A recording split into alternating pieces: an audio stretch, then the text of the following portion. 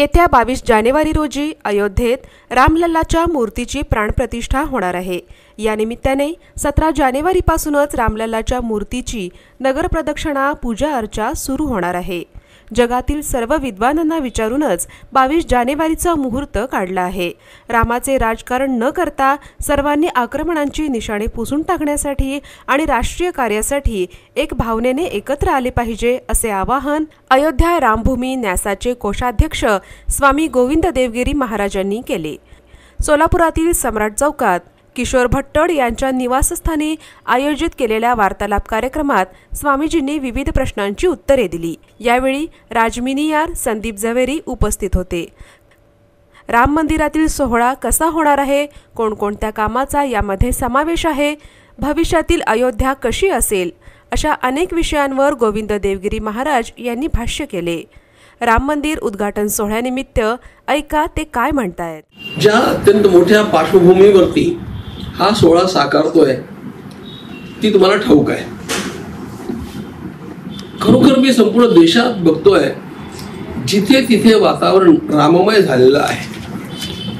म्हणजे आता केवळ भारताच्या नव्हे तर जगाच्या प्रसार माध्यमामध्ये अयोध्या हे फार मोठं केंद्र बनलेलं आहे आणि त्याला ऐतिहासिक पार्श्वभूमी आहे, सामाजिक लोकांची श्रद्धा हे पण आहे आणि त्यानुरूप तशा प्रकारचा त्या ठिकाणी केलेला प्रयत्न हे पण फार महत्त्वाचा आहे। त्या प्रयत्नाला दोन अंग आहेत। पहिलं अंग परकोट्याच्या आतलं किंबहुना जी 67 एकर भूमी आम्हाला मिळालेली होती त्या भूमीचा विस्तार थोडासा आम्ही केला आणि आम्ही तो आणखी करत चाललेलो आहोत, कारण भूमी नंतर मिळणार नाही, तिची आवश्यकता असणार आहे। या भूमीवरती काय होणार हा पहिला भाग आणि या भूमीच्या बाहेरच्या अयोध्येत काय होणार हा दुसरा भाग। एक महत्त्वाची गोष्ट ही आहे की अतिशय भव्य देखणं अशा प्रकारचं राम मंदिर बनतच आहे। एकीकडे हे चालू असताना योगीजींच्या शासनानं अयोध्या सुद्धा त्याला अनुरूप बनावी अशा प्रकारचा अत्यंत महत्त्वाचा प्रयत्न केला आहे।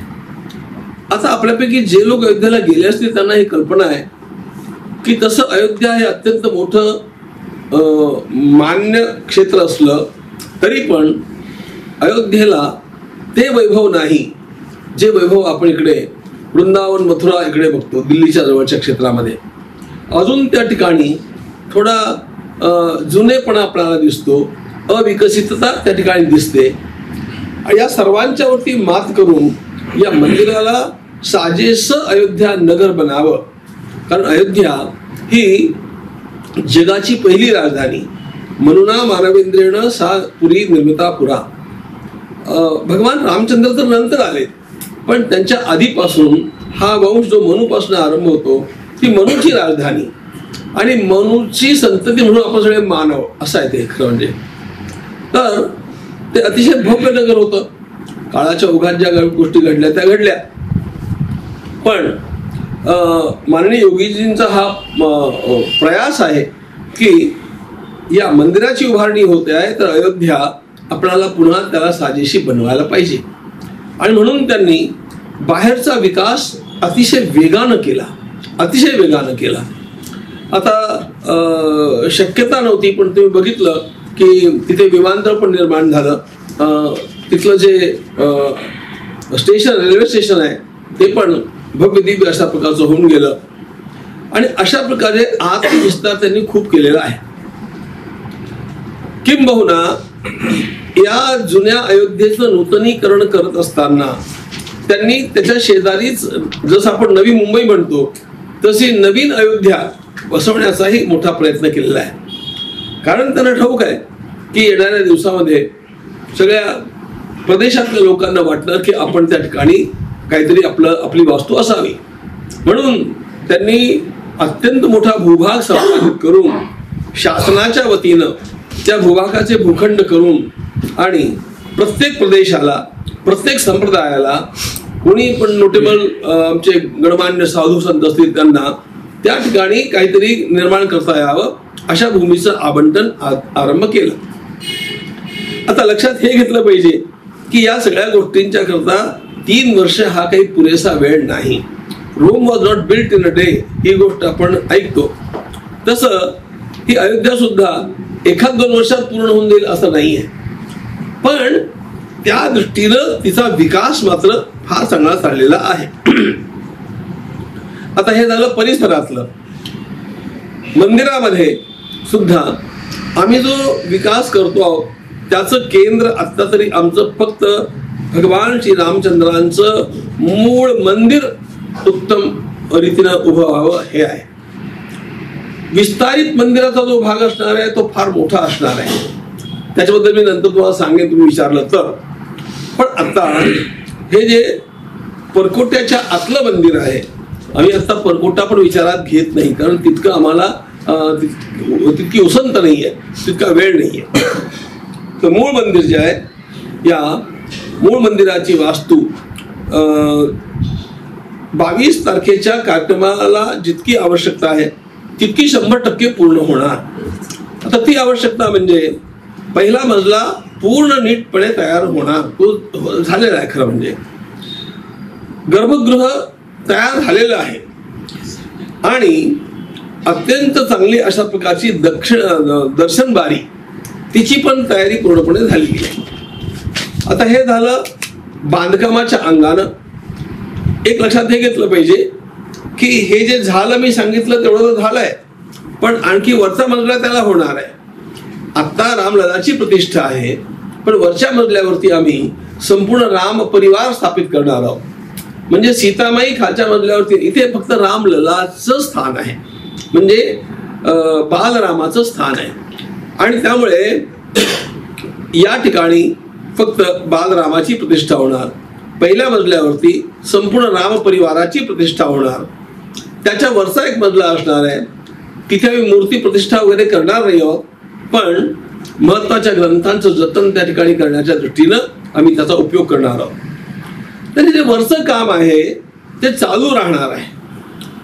आणि बांधकामातला एक नियम पण असा आहे की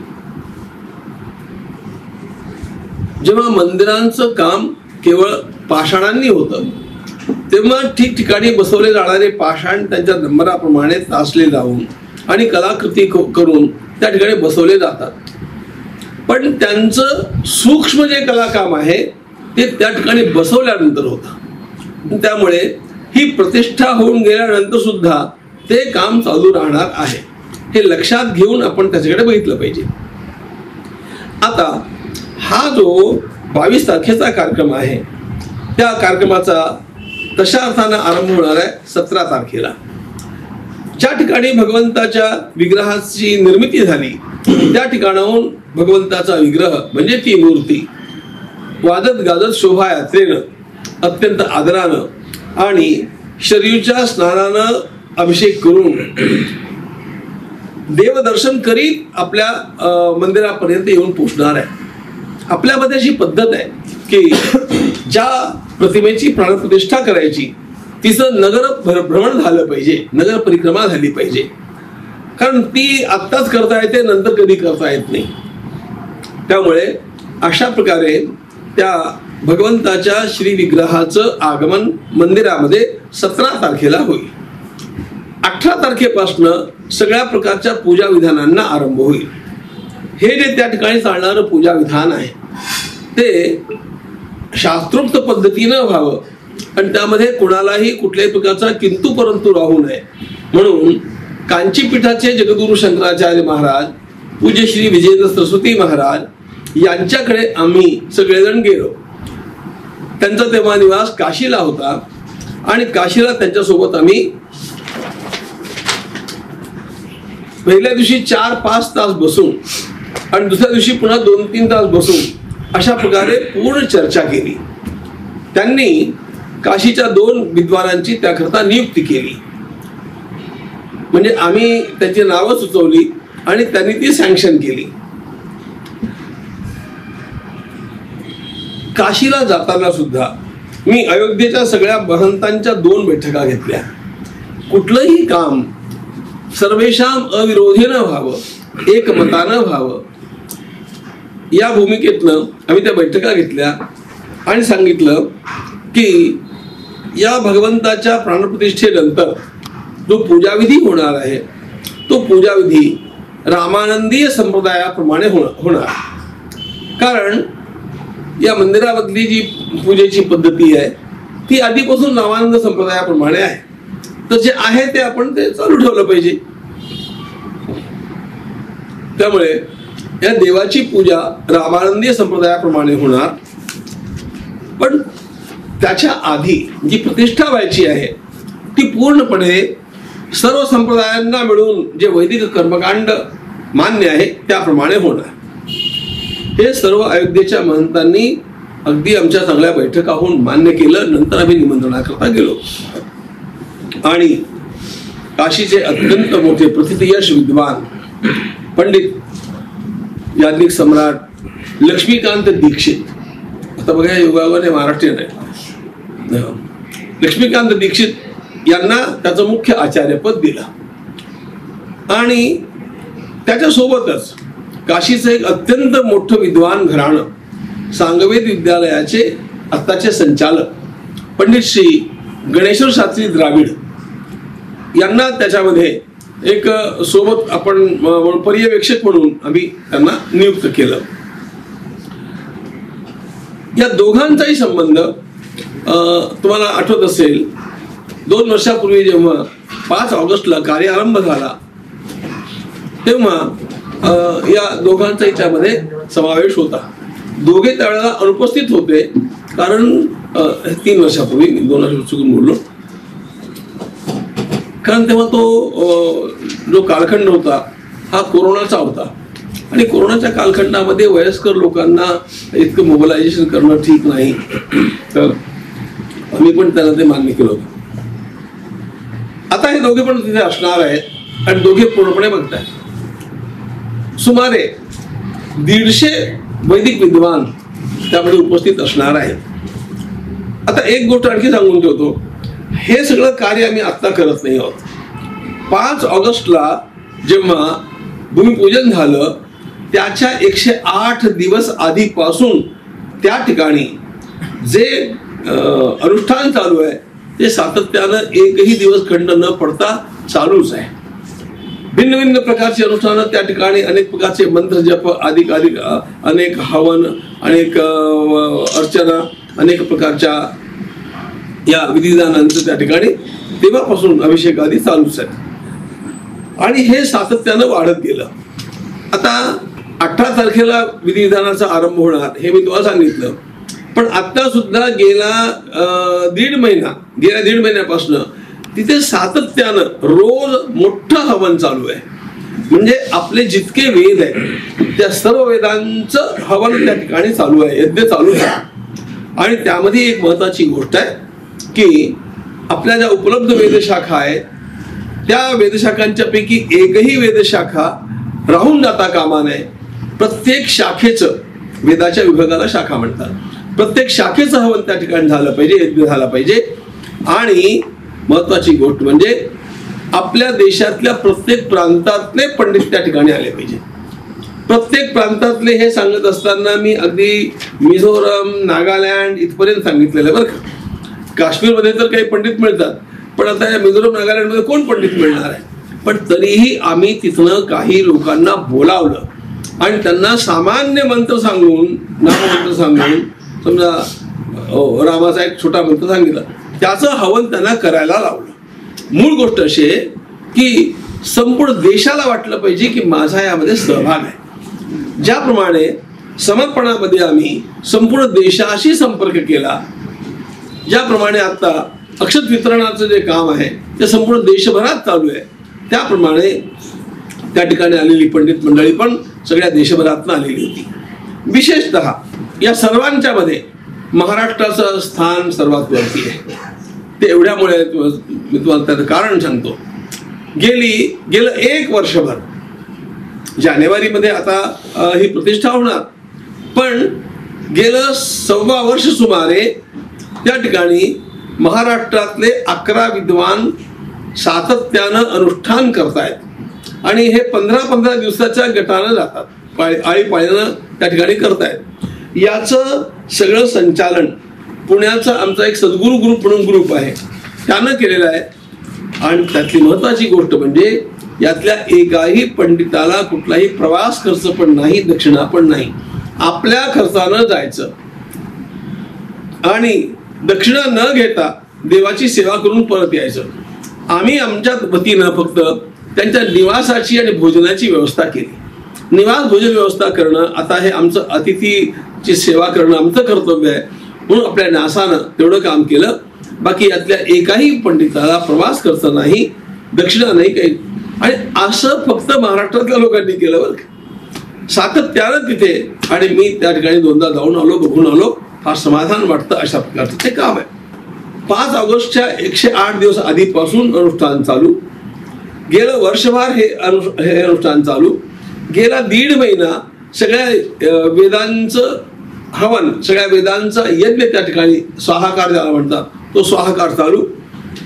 आणि आता 17 तारखेला भगवंताचं त्या ठिकाणी आगमन झाल्यानंतर त्याच्या विविध प्रकारच्या पूजांचा आरंभ होईल. आता या पूजनामध्ये अनेक प्रकारचे जप असतात, पारायण असतात आणि यज्ञ हवन स्वाहाकार हे तर असतंच. अनेक प्रकारच्या अर्चना असतात.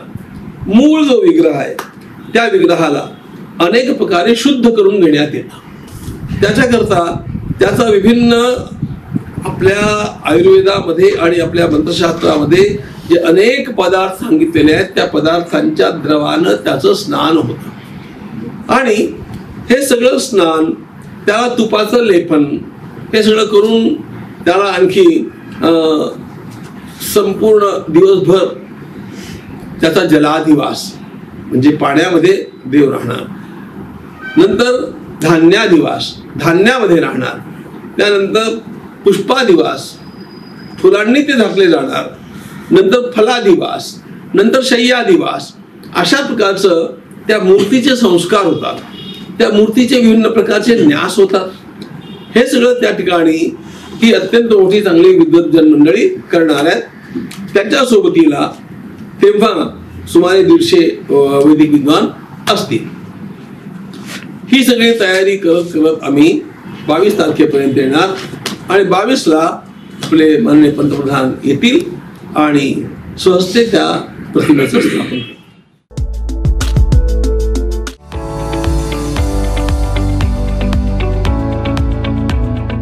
Krishna mall furniture and home appliances, bed, wall roof, dressing table, teapoy, sofa, dining set आदी फर्निचर तसेच टीव्ही, फ्रीज आदी इलेक्ट्रॉनिक्स साहित्य एकाच ठिकाणी घेतल्यास कृष्णा मॉलला होईल खूप आनंद. लग्नसराई, नवीन बंगला, फ्लॅटचे साहित्य खरेदीसाठी कृष्णा मॉल खूप फायदा करून देतात. फॅमिलीसह दर्शन द्या. कृष्णा मॉल तुम्हाला नक्की आनंद देईल. पहले देखो फिर इस्तेमाल करो फिर विश्वास करो. कृष्णा फर्निचर मॉल, जय भवानी संकुल, कुंभारवेस, सोलापूर. संपर्क 93 71 88 42 00. आपल्या देशामध्ये रामाचं मंदिर बांधण्याकरता 500 वर्ष आपल्याला संघर्ष करावा लागला. ही मुळातच फार मोठी खेदाची गोष्ट आहे. पण शेवटी त्या संघर्षाला यश मिळालं आणि आता त्या ठिकाणी मंदिर होत आहे याचा मला समाधान आहे. निश्चितपणे अनेक पिढ्या अशा निघून गेल्या की त्यांना इच्छा असूनही हे मंदिर नाही बघता आलं. त्यामुळे ज्या लोकांना या मंदिराचं दर्शन करण्याचं, या साक्षात देवतेला त्या ठिकाणी प्रतिष्ठापित करण्याचं भाग्य लाभलेलं आहे, त्यांच्या अंतःकरणामध्ये त्याचा आनंद असणार यातही शंका नाही. राम मंदिरावर पण देशात राजकारण होतं, हे कितपत योग्य? हे बघा, राजकारण ही गोष्ट अशी आहे की आपल्या देशाला ही सवयच लागलेली आहे. आपल्या देशातलं नेतृत्व असं विचित्र आहे. म्हणजे मी एका पार्टीबद्दल बोलत नाही. राष्ट्रकारण, राजकारण आणि पक्षांतर्गत राजकारण या सगळ्या गोष्टी इतक्या विचित्र आहेत की त्यामुळे आपल्या देशाची मानसिकता नीट कळून घेतली पाहिजे. अपेक्षा अशा प्रकारची आहे की राम सर्व पक्षांच्या वरती आहे. भगवान श्रीराम कोणाचेही एकाचे नाही आहेत. भगवान श्रीराम एका हिंदू समाजाचे पण नाही आहेत. भगवान श्रीराम संपूर्ण देशाचे आहेत. आणि त्यामुळे निदान या रामाबद्दल तरी कुठल्या प्रकारचं राजकारण होणं अपेक्षित नव्हतं नाही. आपले राज्यकर्ते महात्मा गांधींना मानतात. एक अत्यंत श्रेष्ठ राष्ट्रपुरुष या दृष्टीने त्यांच्याबद्दल आदर आहे. आपल्या नोटांच्या वरती त्यांचं चित्र आहे. त्यांची महानता सांगत बसण्याची आवश्यकता नाही. पण गांधीजी नेहमी एक शब्दाचा प्रयोग करायचे, रामराज्य. गांधीजी नेहमी रामनामाचा जप करायचे. आता तर गांधींच्या बद्दल आपल्याला आदर असेल तर त्यांना अभिप्रेत असलेलं जे मूर्तिवंत भगवंताचं रूप आहे ते त्या ठिकाणी विराजमान होत आहे. खरं म्हणजे सर्वांनी एकमतानं हे कार्य करायला हवं होतं अशी माझी प्रामाणिक इच्छा आहे, प्रामाणिक धारणा आहे. आणि या दृष्टीनं मी इस्रायलकडे बघतो. म्हणजे मी हवेत बोलत नाहीये. इस्रायलचं आता युद्धाच्या बातम्या तुम्हाला ठाऊक आहेत काय त्या आहेत. पण इस्रायलमध्ये घडलं काय, जेव्हा त्यांच्यावरती युद्ध लादण्यात आलं त्यांचं पार्टी कॅबिनेट संपलं and they created a war cabinet. कारण हे वॉर हे संपूर्ण देशाचं आहे, तिथे पार्टी नाही. तशा प्रकारे आपल्या सर्वांना रामाच्या नावानं एकत्र व्हायला हवं होतं. अशा प्रकारची भूमिका सर्वांची असायला हवी होती. ती ज्यांची असेल त्यांचं अभिनंदन, ज्यांची नसेल त्याच्याबद्दल खेद. आणखी मी काय म्हणणार, निवडणुकीच्या पार्श्वभूमीवर लोकसभा निवडणुका आहेत त्या पार्श्वभूमीवर भाजपच राम मंदिराचा उपयोग करते, रामनामाचा उपयोग करते. तुम्ही एखाद्या टपरीत राहतात समजा, अगदी तुटपुंज काहीतरी घर आहे आणि तुमचं घर आता राहण्याजोगं झालेलं आहे. तो बंगला आणखी मोठा होणार आहे पण तुम्हाला राहण्याची इतकी व्यवस्था त्या ठिकाणी झालेली आहे तर तुम्ही तिथे पटकन राहायला जाल की आणखी काही वर्ष टपरीत राहाल आणि तो बंगला पूर्ण होण्याची वाट बघणार. तुम्ही काय करणार सांगा, राहायला जाणार ना. आणि उलट राहायला गेल्यानंतर बाकी बारीक सारी कामं चांगली होतात. त्याला मुहूर्त लोकसभा निवडणुकीचं आहे. ऐकून घ्या, आमचं लक्ष लोकसभा निवडणुकीकडे नाही आहे. आमचं लक्ष या गोष्टीकडे आहे की रामाला लवकरात लवकर त्या ठिकाणी प्रतिष्ठापित करावं. आपलं प्रामाणिक इच्छा आहे. परंतु राज्यकर्ते जे आहे, सत्ताधारी पार्टी विशेषतः संघ परिवार, त्यांची इच्छा आहे की त्याचं इतिहास लोकसभा निवडणुकीत व्हावं. कोणी पण असं केलं. आपल्या सगळ्याच लोकांना अशा प्रकारे सवयी आहे, त्यामुळे ते तसं करतात की नाही आम्हाला ठाऊक नाहीये. पण त्यांनी केलं तर आम्हाला त्याच्याबद्दल म्हणायचं तरी की आमच्यामध्ये राष्ट्रीय भावना निर्माण झाली नाही. आणि ही राष्ट्रीय भावना निर्माण करण्याचं काम करणारं शासनही आम्हाला योग्य वेळेला मिळालं नाही. हे त्यातलं मुख्य आमचं दुखणं आहे. या सगळ्या गोष्टींना आता बघा, या सगळ्या गोष्टींना पण अशा प्रकारचा रंग देऊन टाकण्यात आला की हे हिंदू मुस्लिम संघर्षाचं प्रतीक आहे. म्हणजे राम मंदिर बांधलं जाणं याच्यामध्ये कुठेतरी मुसलमानांना कमीपणा आणि हिंदूंचा विजय अशा प्रकारची भूमिका, अशा प्रकारची भावना चिथावण्याचा प्रयत्न करण्यात आला. मुळात हा मुद्दा अत्यंत घातक आहे. हा मुद्दा चुकीचा आहे. मी या सगळ्या लोकांना जवळून पाहिलेलं आहे. या सगळ्या लोकांना फार जवळून ओळखतो आणि त्यामुळे त्यांची मानसिकता मला ठाऊक आहे. मुसलमानांच्या विरुद्ध अशा प्रकारचं काही करावं अशा प्रकारचं या नेत्यांच्याही मनामध्ये काहीही नाही. मी तुम्हाला त्याची ग्वाही देऊ शकतो आणि मी त्याची ग्वाही मी तुम्हाला इतकी व्यवस्थितपणे देऊ शकतो, माझ्या गावापासून देऊ शकतो. माझं गाव म्हणजे नगर जिल्ह्यातलं बेलापूर. आता तुम्हाला कल्पना परवा तुम्ही माझं वाहिनीवरचं ऐकलं की नाही मला ठाऊक नाहीये. पण जेव्हा या समर्पण अभियानाच्या वेळेला मी प्रवासात होतो, मी बेलापूरला जाणार होतो. माझ्या कार्यक्रमात बेलापूर नव्हतं. पण मी तिकडनं निघणार हे कळल्यानंतर आमच्या गावच्या तरुणांनी येऊन मला गराडलं. मध्ये सांगितलं तुम्ही असं नाही, एक तासभर तरी गावात चला, या रस्त्यावरून जाणार तुम्ही आम्हाला टाळणार. म्हणून मी त्या गावामध्ये गेलो आणि त्या गावातल्या मुस्लिम बांधवांनी मला त्यांना मशिदीत नेलं. आणि मशिदीत नेऊन माझा मोठा सत्कार करून आणि जय श्रीरामच्या घोषणा मशिदीच्या आतमध्ये देऊन आणि भाषण करून त्यांनी मला 51,000 रुपयांचा निधी अर्पण केला. आणि उलट त्यांनी मला हे सांगितलं कि महाराज ये तो हम लोगों को अभी पता चला आज 2 घंटे पहले, ये पहले पता होता तो हम इससे भी ज्यादा आपकी सेवा कर सकते थे. हे माझ्या गावातलं उदाहरण आहे. ज्या मशिदीत हे घडलं, ती मशीद आणि मी स्वतः ज्याचा जीर्णोद्धार केला ते मंदिर यांची भिंत एक आहे, एक. आणि तुम्हाला आणखी गमती किती सांगू मी, आमच्या गावचा एकजीवपणा मला सांगायचा आहे. आता ते बांधकाम करताना ती भिंत कोसळली, ती भिंत एक असल्यामुळे तो पडदा कोसळला. कोसळल्यानंतर आमची मंडळी गेली त्यांच्याकडे सांगायला की वो हम कर देंगे, ऐसा करेंगे, वैसा करेंगे. त्यांनी मला लगेच फोन केला की लोगों को बोल दो, उनको करने की कुछ भी आवश्यकता नहीं है, हम करेंगे, मंदिर हमारा नहीं है क्या.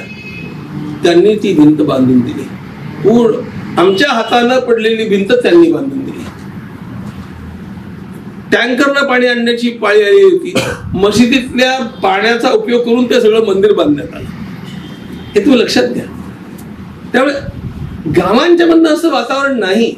मी तुम्हाला एक दुसरं उदाहरण सांगेन. समर्पणाच्या वेळेला जेव्हा माननीय फडणवीसजी मुख्यमंत्री होते, जसा मी राष्ट्रपतींच्या भवनामध्ये गेलो तसं मला बोलावलं म्हणून फडणवीसांच्याकडे पण गेलो. त्यांनी पण त्यांचा चेक वगैरे दिला.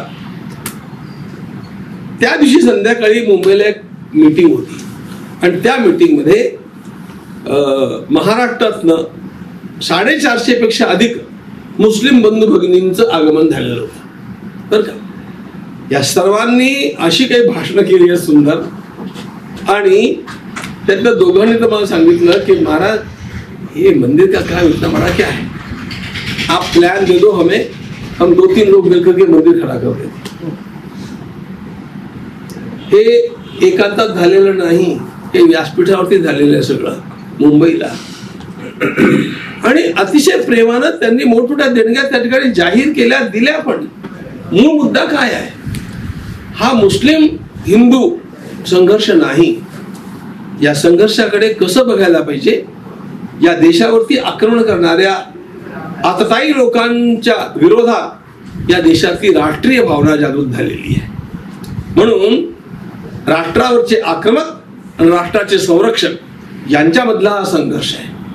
त्यामुळे आक्रमकांची जी निशाणी असेल ती पुसली गेली पाहिजे की नाही हे मुसलमानांना मान्य आहे. मी तुम्हाला आता माझ्या बेलापूरचं आणि मुंबईचं उदाहरण सांगितलं.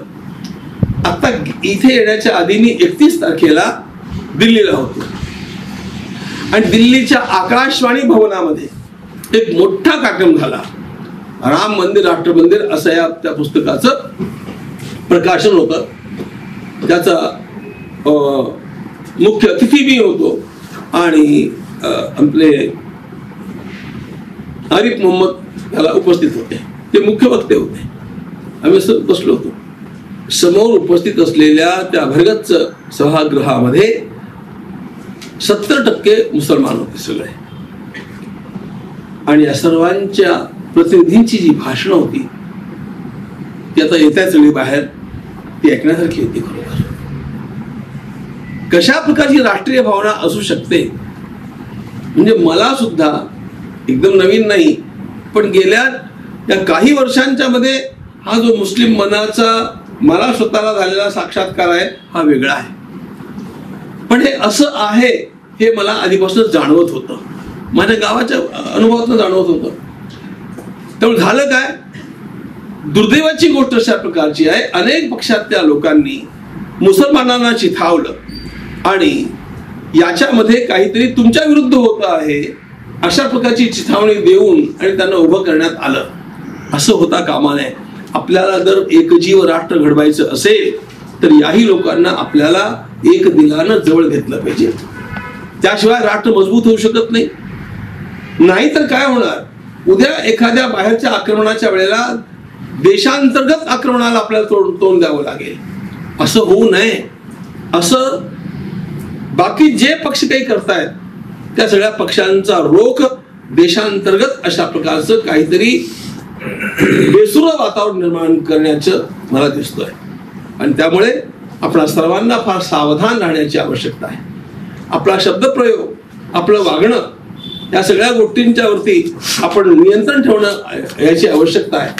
आणि जे याचं मूळ स्वरूप आहे आक्रमणाच्या निशाणी पुसून टाकणं आणि एक जीव अशा प्रकारचं हे राष्ट्र उभं करणं, याचं प्रतिकात्मक निर्माण म्हणजे राम मंदिराचं बांधकाम आहे.